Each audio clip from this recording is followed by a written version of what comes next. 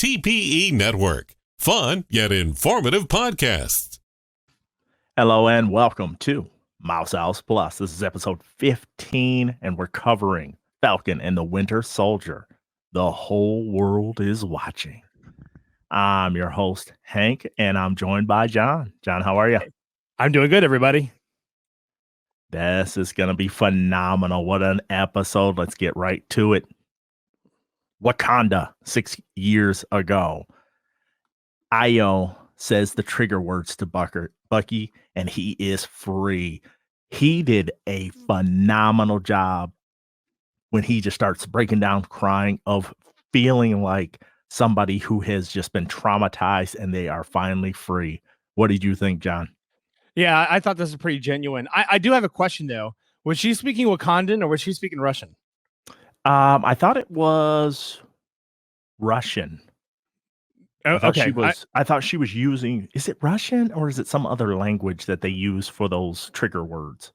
No, I mean they did that in Russian when we saw in the Winter Soldier. It's just that I was curious because I didn't know if the trigger words would work, being spoken through a different language or whatnot. Okay, yeah, it was really cool that he learned their language, and obviously she learned some different language, and I thought that was a great dynamic. And it didn't feel like they were like, okay, here's this random Wakandan that he connected with. It didn't feel like that, even though they kind of just did that. It felt more thought out.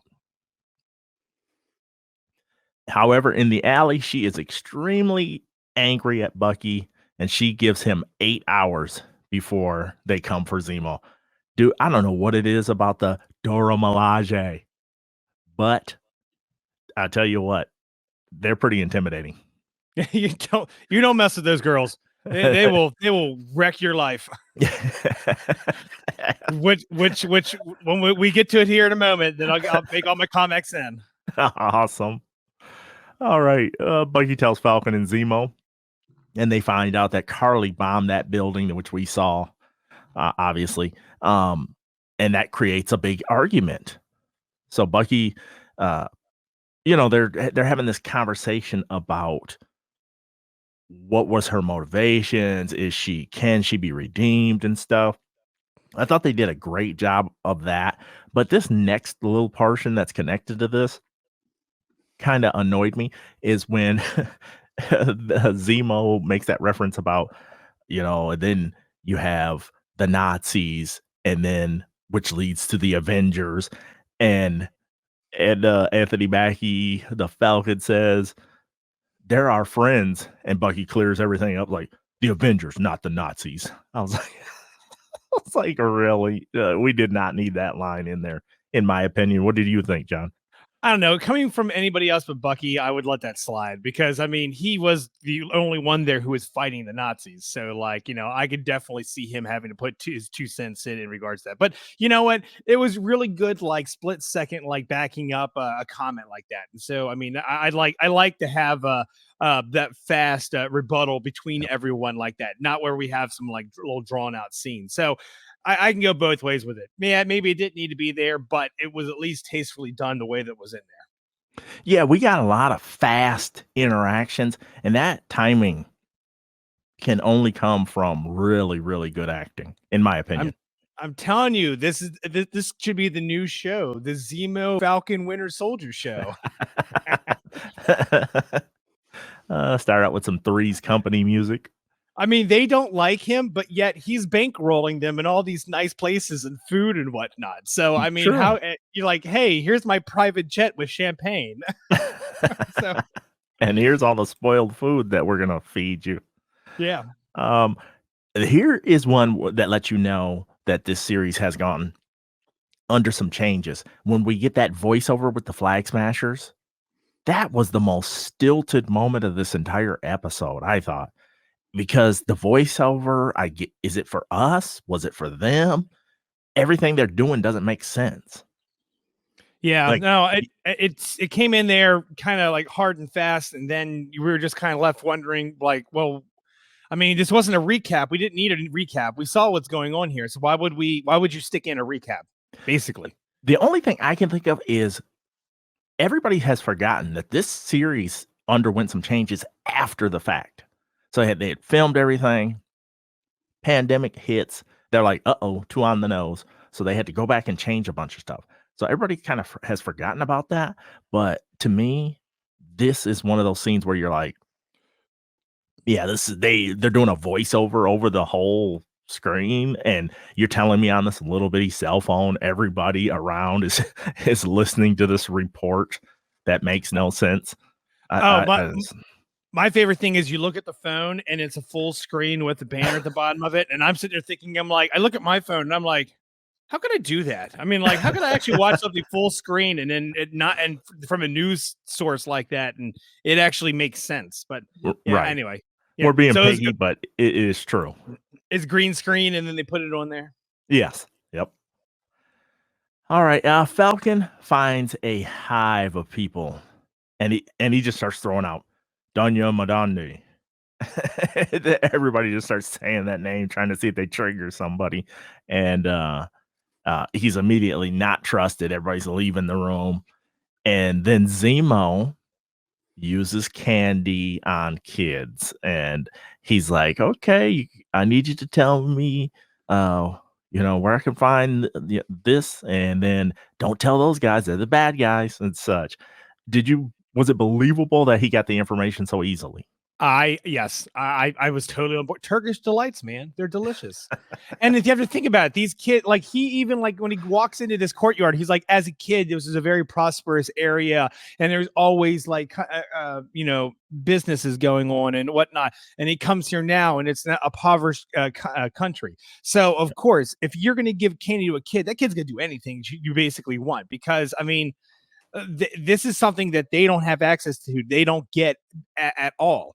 And then on top of that, whenever he gives it the double whammy and pays like that 500 euro or whatever it was, for the family, that just even cements that deal even more so. But yeah, I can believe this, because see, Zemo knows what to do. These guys kind of know what to do, but they're going about it the wrong way. And Zemo's like, of course, he's like, why would you want to talk to the adults? The adults were all told not to tell anybody. Go talk to the kids who were told not to tell anyone, that can't keep a secret to save their life. Yes, yes. And over the course of this little season, short, tiny season, they've made it really obvious that Falcon and the Winter Soldier are like fish out of water in these other areas. They feel like it, Yep. because Bucky was always just like, "Hey, you go get that guy." Okay. And then you go get him. It wasn't like all this super sleuth stuff. Yeah, and this is like what Zemo's good at, because I mean, what he was in the military was, um, uh, basically like undercover, some espionage stuff, and also recon, as well as basically turning around and flipping tables on other like regimes, whatnot. So I mean, Right. this is his wheelhouse. We get a little insight on the blip, and Falcon thinks Carly is different from all the rest. Zemo reveals at this point that he knows where the funeral is, and that's when Bucky gets really mad. And I was like, man, they are going to spill over. If this partnership keeps going any very much longer, it's going to boil over. Falcon calls Sharon to get some satellites on the area, some eyes on the area.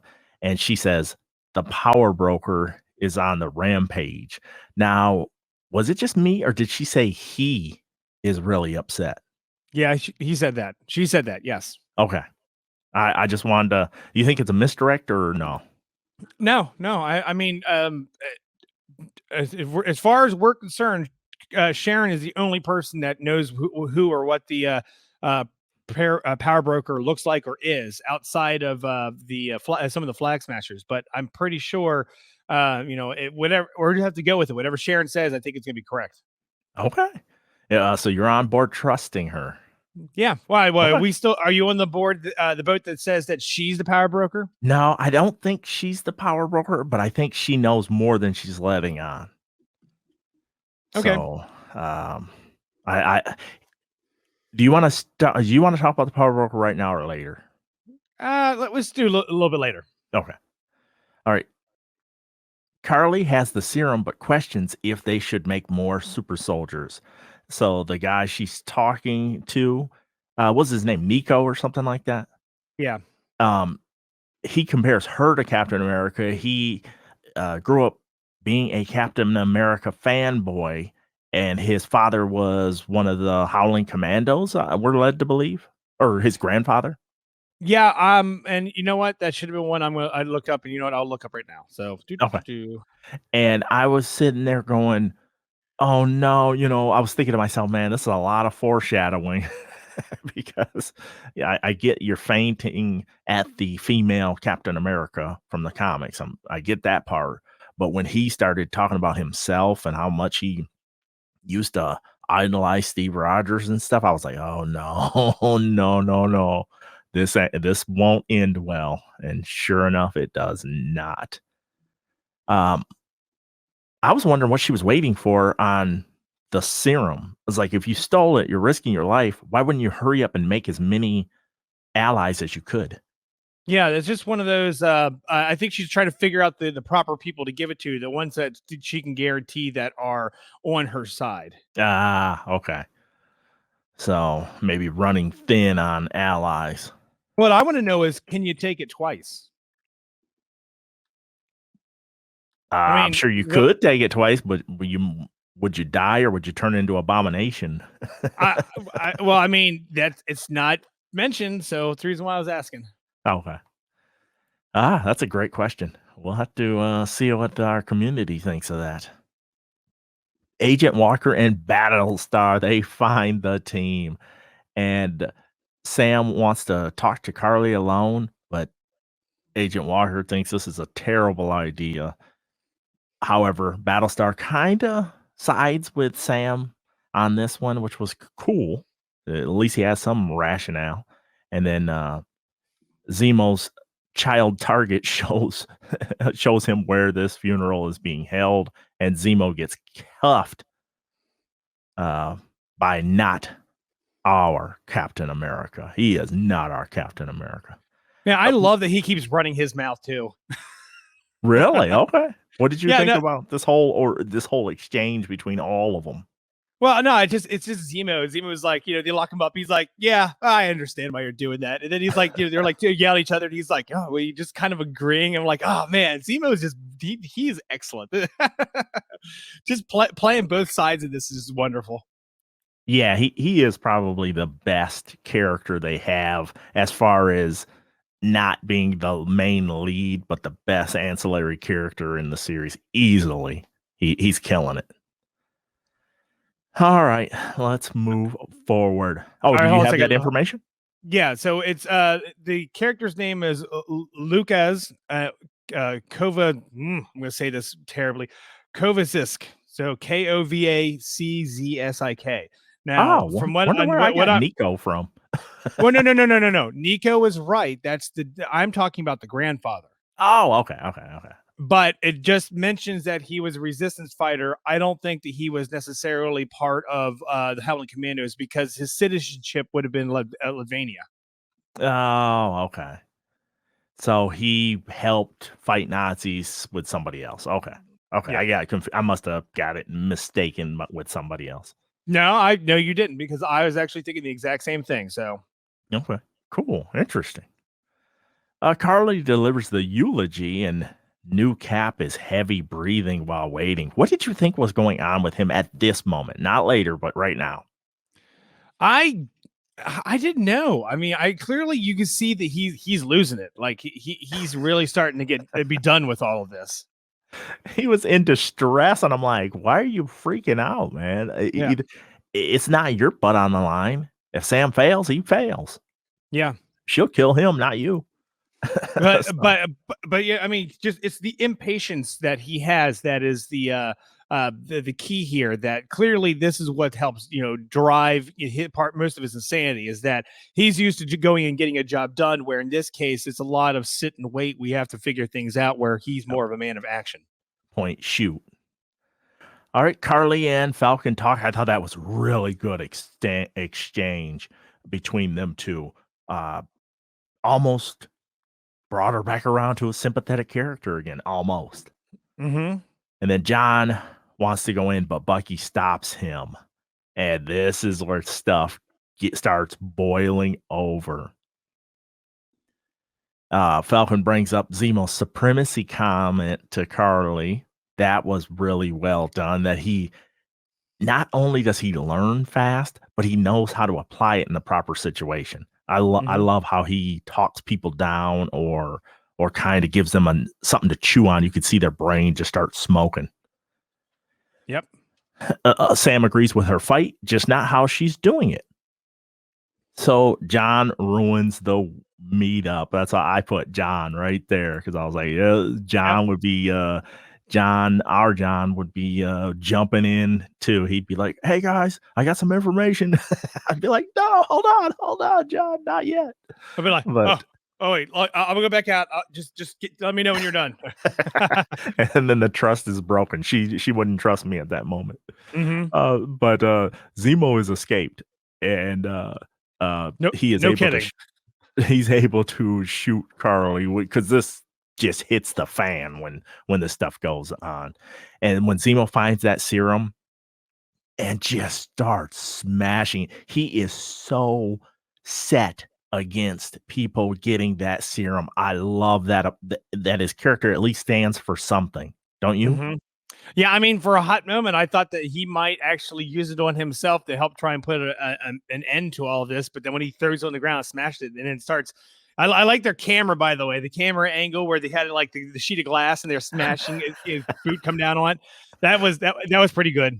Yeah, I thought that was kind of over the top a little bit, because we get the idea, but my goodness, they wanted to put it home that he hates enhanced individuals. Yep. And he was shooting a snot out of her, dude. That was crazy.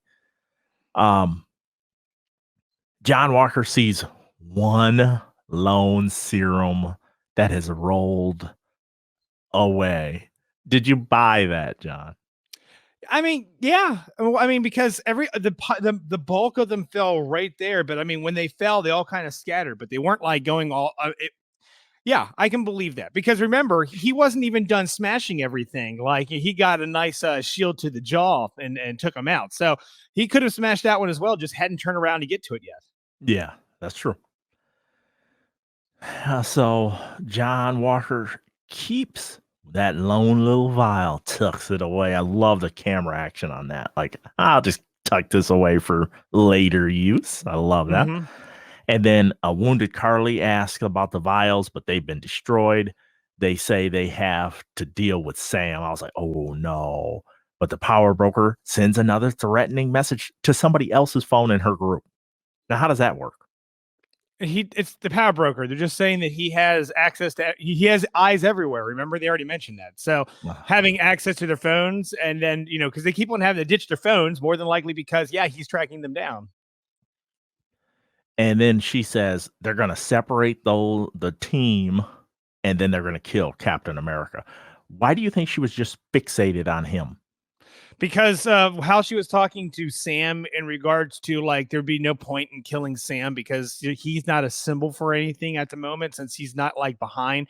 Where like Captain, this version of Captain America is the representation of some of the organizations that she's against. So that would be it's she only wants to take out people that actually are more of a symbol, so it kind of gets the message across. Although I don't know why, because that would make them a martyr and probably work against her. But that's what she was aiming at. That's what I was starting to think, was like, well, then you'll just get them to come at you 10 times harder. But what do I know? Zemo asked Sam about the super soldier serum. And this is another one of those scenes like we talked about earlier where the timing is perfect.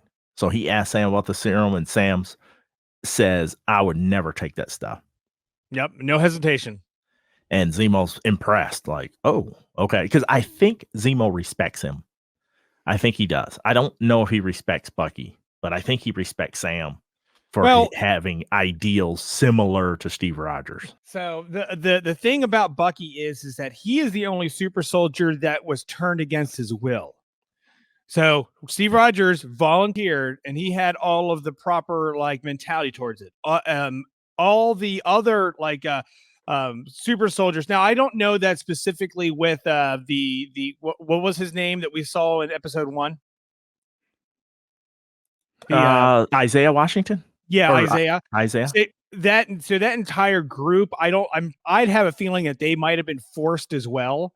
But like all the Russian super soldiers they did, all of them, they basically were like, yeah, give it to me. Yeah, give it to me. So I think that's one of the things that Zemo doesn't like, is that all these people wanted it, and because they wanted that power, and look what it's done to them. Where Bucky didn't have that choice, it was forcibly put onto him. So he's a different situation, because he's not, again, he didn't say, oh, I want to be a super soldier. He was made that way, unbeknownst to him. Yeah, I would agree with you. It's Isaiah Bradley. I keep thinking Washington for some reason, and I don't know why. I keep getting that tripped up. So, I mean, I can't, I know that in the comics that they basically, they forced it upon them, but I don't understand in this. It made it seem like he wasn't forced upon, he was given the opportunity, and then afterwards he was incarcerated so they can get whatever they needed from him to see if they can replicate the formula again. Nope. So I don't know in the MCU world, but yeah, I would say that his issue is more along the lines of exactly what we found out in Captain America, the first Avenger, that this serum amplifies what's on the inside, not what's on the outside. Agree. And I don't think that I don't know what to think about Zemo when he says don't hold out hope for Carly. And I'm on the fence right at this moment, where part of me thinks like she's gone too far. Even if she wanted to come back, I don't know how. I don't know what the path back would be. Do you think she's done for? I think that she's going to end up dying by the end of the series. So I would say yes, but I understand what you're getting at here. Like, see, according, if you look at from Zemo's perspective, she's a lost cause. You're looking from Stan's perspective, no, there's still a bit of hope left, but that's the two different sides of this. Yes. So now we have a situation where it's freaking hilarious. Bucky suspects that Walker is crazy because he knows crazy. I just love that. But then the crazy dog walks in barking orders, and he offers to fight Sam. Oh, hold on a second. This whole scene, everything leading up from the start of this to the end of this is perfect. Yes. But why? Did you understand his motivation at that moment where he sets the shield down and he's like, you want to fight about this? Or, I was just like, are we in high school or what? Yeah. Well, and that's the thing. That's the aggression coming out, is that, he's basically telling him to stand down. And he's like, no, I'm done with this. You want to go? Let's do this. So, and you're right. This is basically like, high school him coming out, but then that spear comes in and just like blindsides him and goes to that pillar. And oh, geez. I was like, oh, well, they're screwed. Beautiful, beautiful thing transpires. And then with Sam throwing out to be like, look, it's like, you might as well go fight Bucky. It's like, I'd fight Bucky before I'd fight the Dora Milaje. He's like, and the three of these warriors, they are awesome. Yes, they're spectacular. So when they show up, as promised, on time, mind you, that spear just narrowly misses some noggins on purpose. And then Io just kicks the absolute crap out of John Walker. I mean, that was no contest whatsoever. Not even close. Don't rewind. He's done. He got his butt kicked, man. It was so beautiful. I loved it. I watch it a couple times, and it's fun watching their work, because hold on. First off, whenever Walker is like, all right, let's put this pointy sticks down, not realizing that there is the same thing as his shield. So that's his first mistake. And secondly, clearly he's standing up to these warriors that clearly don't even want to have anything to do with them. So, but they're pole work that they're doing. So they're fighting to beat the bejesus. And like, one of them throws a spear at another one, so they catch it and swing it around their head and start beating on them. I mean, they aren't three individual warriors. They're just one fighting machine. Yes. They're just bouncing off each other, like kind of like tossing where you need to go. And like when they throw that spear and it goes in between all the handles and everything and pins him down to the yeah. And then he can't get out, but then she just walks up, goes clink, and just pulls the thing out. But Bucky, Sam and Bucky in the background. No, even Zemo. The three of them, they were just kind of like sitting there. They're like, "Oh, this is interesting." And then Bucky is like, "Oh no." Sam's like, "Should we help?" Bucky's, "You're doing good there, Walker." he got served. Now serving number one. Oh, that was great. But then when Bucky gets involved in this, and then they disarm him literally. Did you know they could do that? No. No one knew they could do that. Wow. Dandy. Here's what I want to know about the Dora Milaje. Are they powered up with the herb in Wakanda? Nope. Wow, not at all. Man. That makes it even more impressive then. They are. That's why Sam was saying what he was saying. And I love that at the end. He was like, they weren't even super soldiers. I just got my ass beat. And be like, yeah, but like, dude, you need to go and Google them because clearly you don't understand that even super soldiers are going to have a rough time against them. Yeah. Yes. Yeah. I'm not signing up for fighting them. No, thank you. I mean, clearly the only one that would be interesting to do that would have been Black Widow whenever they had that like the back and forth conversation. Yep. Because move, or I'll move you. I love how the one at the end flips the shield up just like Captain America would have done. Mm-hmm. Oh, I love that. And I was keep it. Shoot, you're better at it than him. And I'm sitting there thinking, I'm like, okay, well, I mean, it's a vibranium tool, so of course they know every way to how to treat it one way. It's just this whole interaction, everything was perfect. It was. And then when he picks up his arm, and then like you can see the purple glowing on the inside, which leads us to believe that I wonder if he has more of the vibranium nanotech in the arm that's very similar to the Black Panther suit, such as the concussion. Like after you take so many like physical blows, it like reflects it all back out. I wonder if his arm has that capability as well, but. When he opens it up and it's got the claws that kind of like open up and he just like snaps it on his arm. And then he swings his arm around to restart it or something. I was like, what the heck is this? I mean, and I like the fact that clearly, like, it's not comfortable. It's definitely something that doesn't feel good. No, that'd be freaky to have that. Yeah. Well, Zemo pulls an El Chapo escape. So he's going down into sewage. It appears. So who thought that he was going to stick around to begin with? I didn't think he was going to stick around this long. And why has he stuck around this long? Because you know what? And that's a very interesting thing. He has come back to help them because they're trying to help stop exactly what he wants to have stopped. Oh, okay. So and it's one of those. He's a bad guy, but you have to appreciate him because he is out for himself, but he at least is coming back. So yeah, he just got out of there because of oh man, I closed my page with their name on it. Dora Milaje. Thank you, Dora. And so we'll see him again, but I'm curious of what's going to end up with him. So he's going to have to do something to either save their lives or something like that for them not to just basically capture him and take him back to Wakanda. Right, because that won't be pretty if he goes there. No. John asked Battlestar if he could take the serum. Would he? And Battlestar's like, heck yeah, I would. He's like, it only boosts who you would be, which is a kind of a callback to the doctor that gave original Captain America, the super soldier serum, saying it only amplifies who you are, which Battlestar thinks is good, but we don't. Yeah. You imagine how many people we could have saved if we'd have had that serum that day.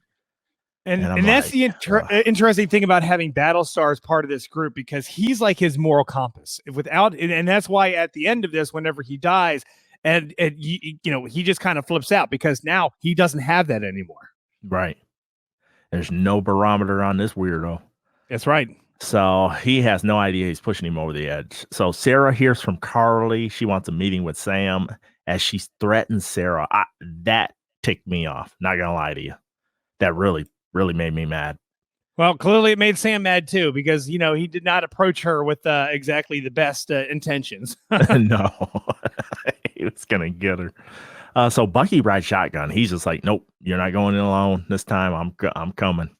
And Carly wants Sam to either join her or just let her go about her mission. I thought that was a weird ultimatum. What did you think? I didn't think it was as weird as what's about to happen next, because I didn't really understand completely of why everyone was chasing after Walker. Okay. This is where things take a turn for the worse. So Walker and Battlestar, they start moving in. And did you like that they did the reminiscent scene of Captain America behind the shield with the gun out? Yep. There's a lot of Captain America like callbacks with this episode. Parallels, but bad parallels. Yeah.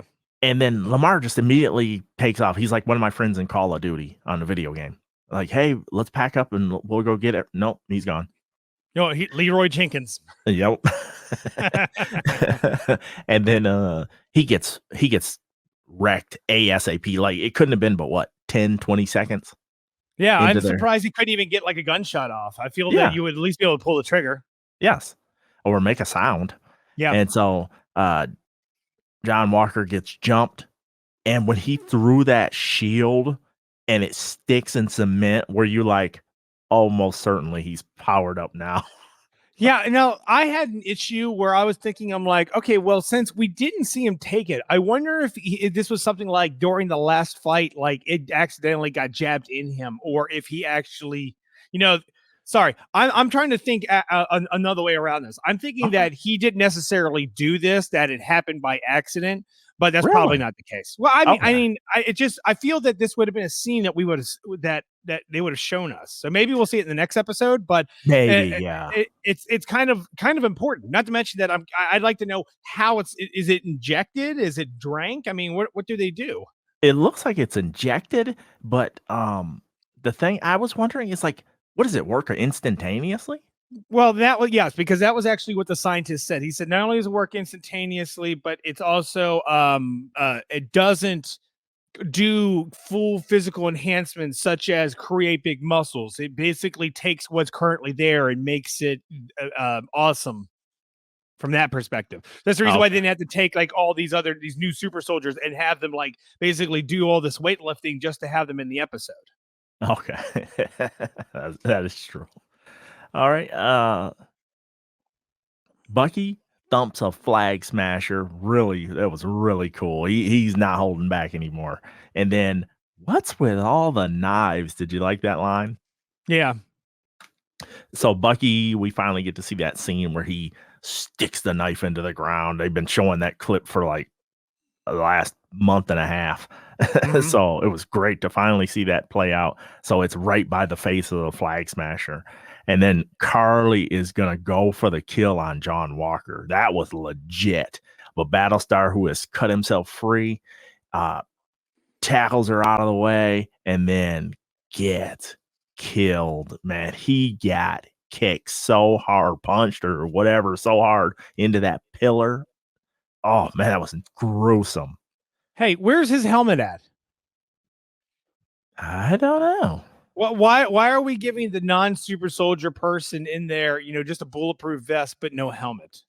I thought the same thing about Sam. Like, Sam's flying and stuff. Why wouldn't he be wearing a helmet like Iron Man or something, Well, when he's flying. His goggles are doing everything that Iron Man's heads-up display is doing. But, I don't know. That's a good question. Because you could get shrapnel, anything. Oh, yeah, so. Bugs. Yeah. Oh, yeah. Bird strike. Falcon and the bird strike.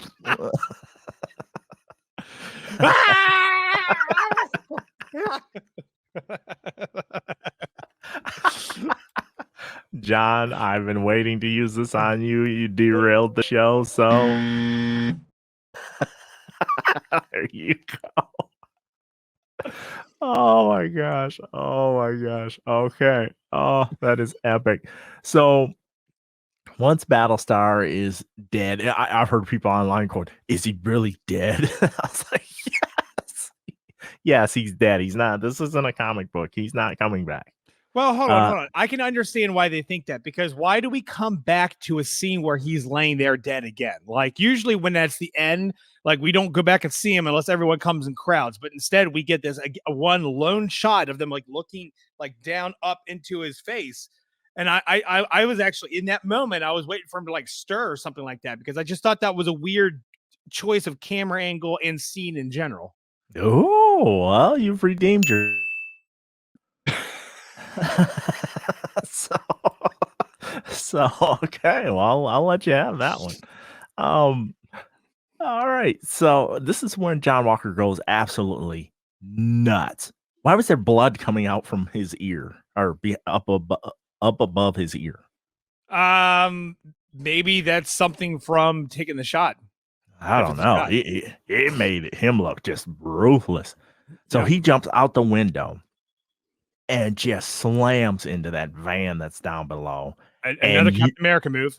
Yeah, and you knew whoever he caught up to was gonna die. I Yep. was confident of it, and it just so happens to be the old used to be Captain America fan got an up close look at the shield. Hey, do you want to see the shield? I mean, real close. Yep. That was Same thing. gruesome, dude. Same thing Winter Soldier did to sorry, not Winter Soldier. Same thing that Rogers did to Stark, but in his case, he knew how to stop, and he only basically shut the suit down, not trying to kill Tony. You're right. Not what was done here. No, thank goodness that was not what was done here. But still, that scene when he's holding the shield back up and the entire bottom of it is just covered in blood, like that is something that we should have never seen, or that it should have never been on that shield. No. Oh, disgusting. Because remember in like in game and such, that how the shield was all broken. Yeah. And then where that blood is, that was like where it was broken off. But disgusting. So, John, it is time to rate this episode, and then I want to get into some feedback and then talk Power Broker. Okay. All right, I don't mind going first this time. I absolutely love this episode. I thought everything about it, except for just a couple of nitpicks, was just outstanding. The action, they had humor, they made me sad, they made me freaking angry. I felt a whole range of emotions. Loved this episode. I'm giving it a 10. First 10 of the season. Woo! John, what are you giving? I was going to go at 10. I was going to give it a 9. I have all the same feelings that you have, but I mean, I didn't feel like I was sitting at the edge of my seat the entire time. I mean, I kind of expected some of this going into it, but I mean, there's nothing wrong with the episode. It's just I'm trying to save that 10 for something where I'm like, oh my God, the entire time, which more than likely would be me messaging you the entire time while I'm watching the episode. So that's how you know it's a 10. All right. I am not keeping that one in the holster. I think they earned it on this one. I thought everybody did a really good job. All the actors involved, even Sharon Carter, who apparently has hands on satellites. So that's awesome. Yeah, well, I mean, can't give up those old Shield days, right? Yeah. She's a scroll. No, I'm just kidding. Don't start that. No, don't start that. All right. No, she's Mephisto. Mephisto, right? She could be. Maybe the Power Broker's Mephisto. Yes. All right. Well, let's get into a couple pieces of voicemail feedback we have, shall we? Okay. This first one is going to be from Mel. Let's see what he has to say. Hello, this is Mel Sharp calling in about the latest episode of Falcon and the Winter Soldier. Really good episode. I liked how everything's going on right now. I was just wondering, though, you would think that Walker would have had a psych eval. I mean, anyone who spoke to him for at least 3 seconds would figure out that he's got some serious PTSD from Afghanistan. I mean, Lamar, his friend, has less problems from that mission than he does. Speaking of which, what about stealth? they're walking around where known sympathizers to the Flag Smashers are, and he's pretty much walking, talking advertisement for the U.S. Being in full Captain America garb. So I mean, I don't know how they were going to have the element of surprise if pretty much everybody could see them literally coming a mile away. Speaking of which, I thought that it was funny that Nico at the end. Well, at the beginning, Nico said that he always looked up to the shield, and dramatic irony at the end, the last thing he sees before he dies is him looking up at the shield. I thought that was interesting.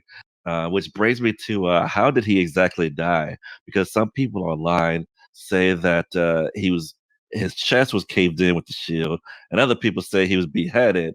So I was just wondering if you guys had a beat on which is which. And also, as far as Bucky's arm, is that just a common knowledge that all of Wakandans know? Like, would Shuri or anybody else be able to just do the quick taps because it's a vibranium thing, or did she know about it because she helped recuperate him, during those events? Just thought it was interesting that she could do it like that, and it was very successful. He didn't even know it could happen. Speaking of which, I thought it was nice symbolism that the one soldier, the one Dora Milaje, she could handle the shield with that kick step. And we haven't seen Walker do that, as in other people are better than handling the shield than he is. And then finally, it's weird that they killed off the friend, Lamar, because in the comics he's still alive. In fact, he actually had the super soldier serum himself. So it's weird that they did this pivot. But yeah, all in all, a good episode. Looking forward to seeing where they go from here. Talk to you soon. Bye. That was excellent, Mel. Thank you for sending that in. PTSD, that Battlestar a little stronger than John Walker. Do you think maybe possibly John Walker had to do more killing than Battlestar? I think so. I mean, considering that, they don't mention about Battlestar's like awards that he got, where John Walker's the one that ended up getting them. So I could see it being something like he saved Battlestar. That's a great point. Good one. Stealth in that outfit, I agree. That is so corny. You can be Captain America and not be seen like that. Mm-hmm. You could be in a like a black outfit or something, helmet on, covering your face a little bit, and especially overseas, because you have to think that you've got clearly someone who is marked with the American flag on their suit, running around in areas that we probably don't have jurisdiction in. So right. I'm kind of curious of how that is actually unfolding. But I know that he was working directly for the what was it? It's like the CDS or the. Oh yeah, I know what you're talking about. The organization that's behind everything. Can't think of that name. So, and I know that they were more along the lines like trying to stop all kinds of terrorist organizations that would help, hinder their progress. So he working for them, which gives him access to anywhere in the world. Still, you're Captain America. You wear the United States flag. You're on a pedestal. Is it the GRC or something? Yeah, something like that. Yep, I think it's that. Yeah, good one. All right, looking up at the shield, that was low hanging fruit, Mel. I'm disappointed. he took the easy way out on that one. That was good though. And then Bucky's arm, I think it is meant to imply she has, and I don't mean this in a physical way, but intimate knowledge of how his arm works and rehab and all that kind of stuff. That's all I think it means. What about you, John? You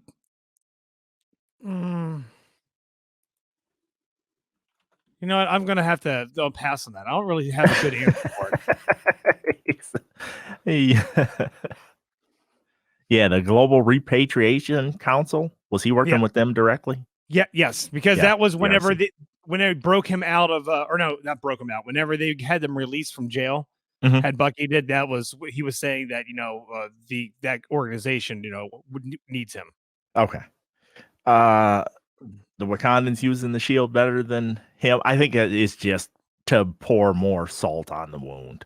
So Yep. where you could see from his perspective that he'd just be like, you know what, I gotta have this. Boom. And then go ahead. Oh, I was gonna say the arm thing. I'm pretty sure that is only like a handful of people. Oh, see, look at that. I'm rolling out jokes, and I didn't even realize it. It's a handful of people that know that information. So yes, the person who made it, sure, he knows it. Probably the Black Panther knows it, and of course his guard knows it. I wouldn't think anyone else would probably know that, but considering that they are the ones that approached him. And not to mention that, they're the royal guard, or however way you want to word that. So it's their business to know this knowledge, because if something were to happen, they have to be able to defend themselves. And considering that they're the ones that supplied the arm to him, if they ever need to put him down, then they need to have a backup plan. And Yep. but that like and then just, and watch his little arm fall. yeah. And then Battlestar, being alive in comics but getting killed on the series. I think they wanted to build him up a little bit and then kill him, so you would lose the anchor John Walker has to reality. Yep. He's nuts, man. he's fried. All right, we have another voicemail. Let's go to Valco. Hey guys, this is Valco from Oxford, Michigan. I'm just calling to give you my 2 cents on episode 4 of The Falcon and the Winter Soldier. Another great episode. Really enjoying it so far. 4 episodes in. Kind of wish they were all streamed back to back to back, though. Kind of be nice to watch them all at once. A little disappointed they haven't brought out the Power Broker yet. I'm still waiting for them to let everybody know it's probably Thunderbolt Ross. That's my guess. The Power Broker makes sense. He's been searching for that formula for a long time. Big fan of the U.S. agent. Kind of dark, creepy dude, but he's getting it down. It was pretty nasty seeing him kill on with the shield, but Captain America, if I remember right, did it in the comics. So why wouldn't he do it in the MCU? Once again, big fan of Anthony Mackie. Sam Wilson's rocking it out, and so is Bucky Barnes. Zemo still steals the show once again, and I'd love to see more of Zemo in the big pictures. I mean, it's fun seeing him here, but watching him all masked up really makes you think it's time for Zemo to be the big bad in a couple of movies. But other than that, it was a great show. I enjoy listening to you guys, and I will catch up with you soon. Bye. Thank you so much for sending that in. Lots of good stuff there. So streaming all 6 episodes would have been a better alternative. I think it would have been cool, but we wouldn't have been able to do this podcast. No, I mean, you're talking about that's a 1, 2, 3. It's like almost a 6 hour. It's probably like a 5.5 hour movie. Mm-hmm.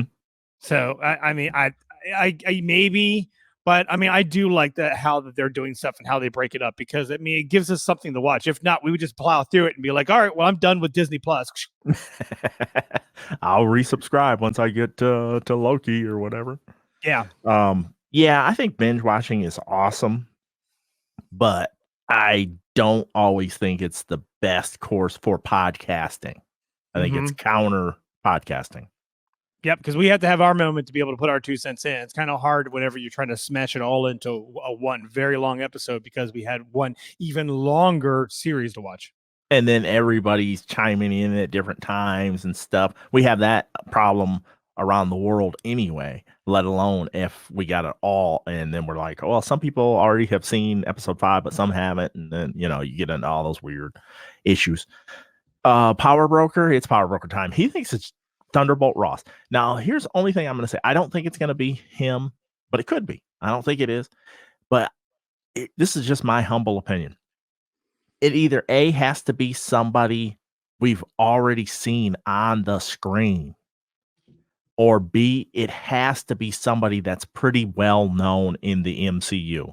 You don't, with 2 episodes left, you don't have time to introduce like some brand new, here's this brand new character and here's the story and all. You don't have time for that.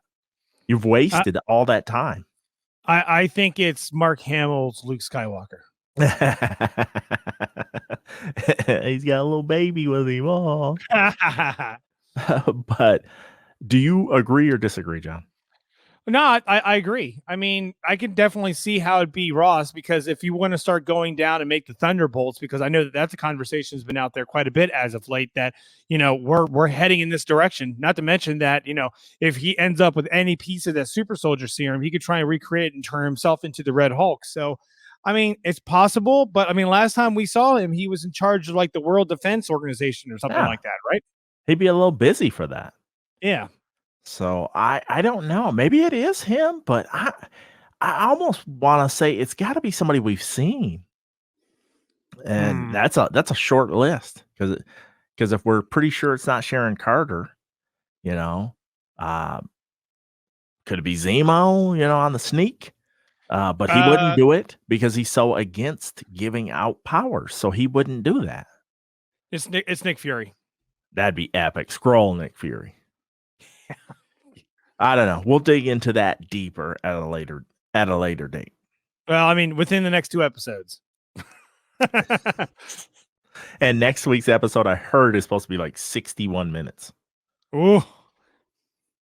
Valko's saying he's a fan of U.S. Agent Walker. I don't hear that very often. So like is a fan in the Punisher comic? vibe? Yeah, I was Maybe gonna say, is a fan in the comics or in the MCU? Because I mean, shoot, I like reading these articles in regards to like how the actor is getting like death threats in regards to him being Captain America. Like in real life, he's getting death threats about the fact that he's playing a fictitious character.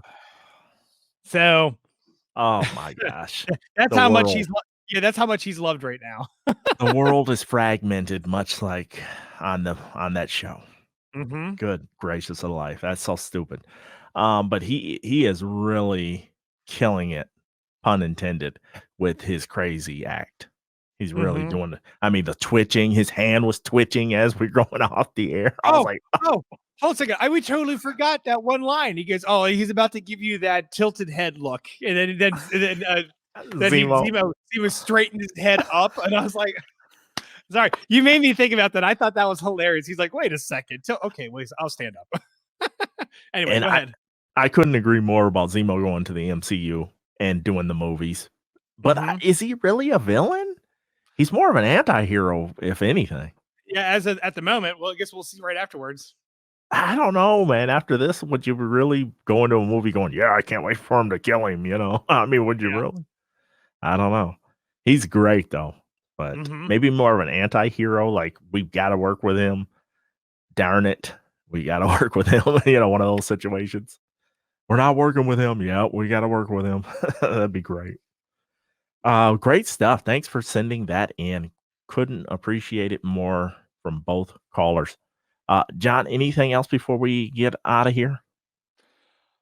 No, this episode was not a heavy Easter egg episode. It was pretty much a very of like just reminiscent of a lot of stuff from all the previous Captain America movies. But outside that, I mean, I don't really have anything else to throw down on this, and I haven't been able to really find anything of interest online. And if you want to submit feedback, you can do so in a plethora of ways. You can call our voicemail line like Valko did. +1 810-309-8445. Regular toll charges do apply. Or you can just head to tpenetwork.com/feedback. And you can leave an audio file from your cell phone, laptop, tablet, desktop right on the site. Or you can send us an email at feedback@tpenetwork.com. Any way you slice it, we want to hear from you. We can't wait for these final 2 episodes. All right. I think that is going to do it, though, John. All right, man. This was great stuff. A lot of fun. But until the next time, we're signing off. See you, everybody. TPE Network. There ain't nothing else like it.